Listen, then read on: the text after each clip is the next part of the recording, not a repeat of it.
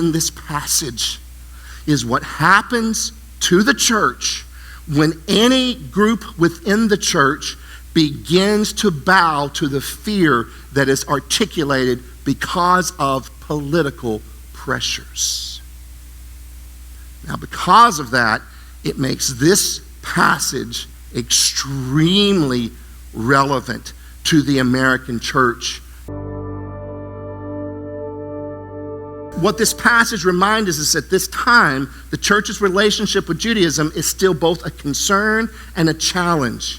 And the climate is such that tradition, fear, and nationalism threatens the unity of the church and her commitment to inclusivity beyond the Jewish identity. I mean, this is something they're trying to get their minds around, of being a separate people who operated from an us and them mentality to then being called into the glories of the new covenant that is not exclusive, rather it is offensively inclusive, and therefore they're having to adjust what it means to cease operating from an us and them paradigm. And I believe the church in America is at one of those prophetic moments, that we are encountering the limitations and the ill health of fostering a theology and a spirituality that is built upon an us and them mentality.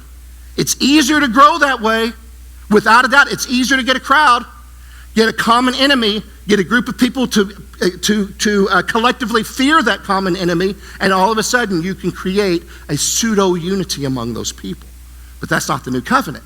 So we're called to live into something higher, not a balance with that perspective. No.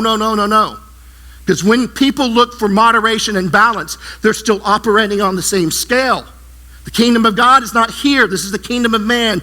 We're trying to learn how to live faithfully to Jesus in the kingdom of God that transcends the kingdom of man. So we're not looking for balance.